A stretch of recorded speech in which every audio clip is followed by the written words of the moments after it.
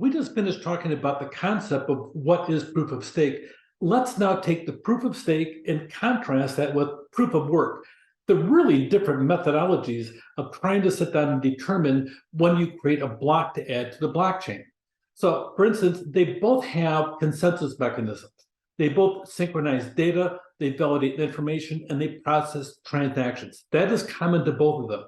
Each method's been successful to maintain a blockchain, but each has pros and cons. They have totally different approaches as to how they add things to the blockchain. Regardless, the blockchain itself provides a unique transaction that can't be duplicated.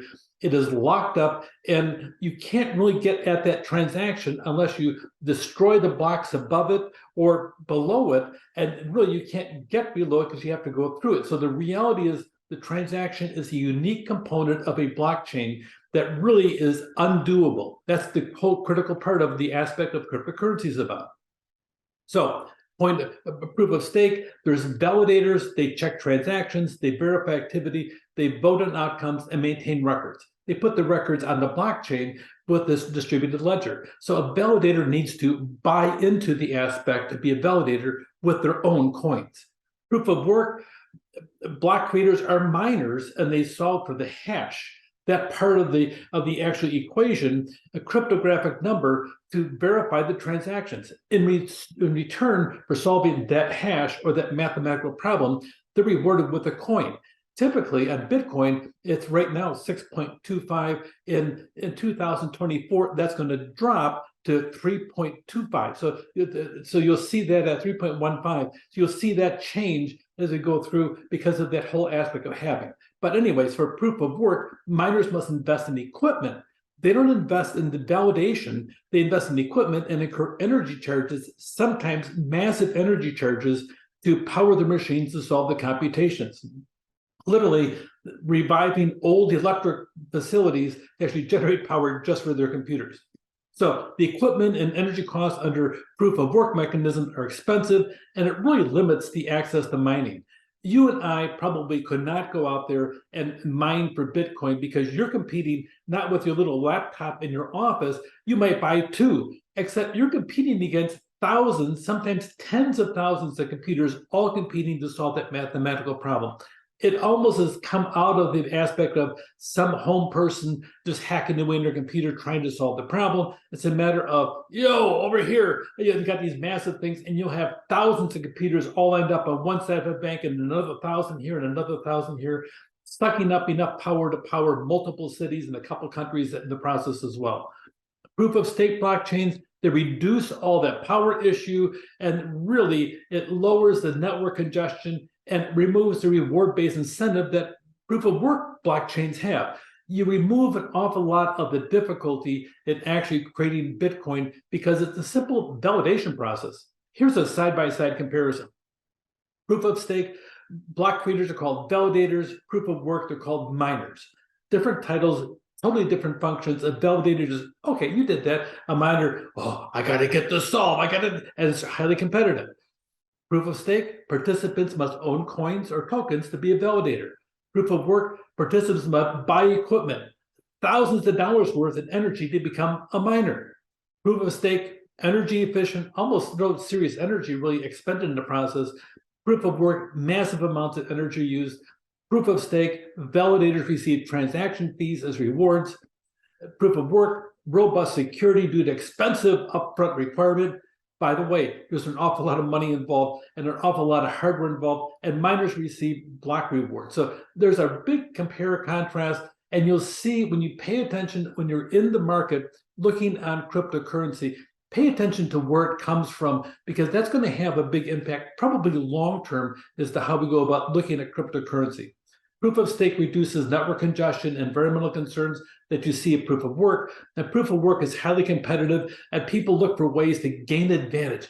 Let's go sit down there and deal with those people over there. You'll have all kinds of weird stuff happening like that. It got to be so intense, China actually banned cryptocurrency. So if you can imagine, Bitcoin miners earn Bitcoin by verifying transaction and blocks, but pay for operating expenses like electricity and rent with fiat currency, typical money. So miners have that huge exchange aspect. The goals of proof of stake, solve problems by effectively substituting staking for computational power. Seems to be working pretty good in regards to that. So you don't have that whole mining ability. You really have the aspect of validators out there just saying, okay, this happened. You don't have massive arms with the single purpose of hardware to gain an advantage. Now, you have the one issue here is called proof of stake security.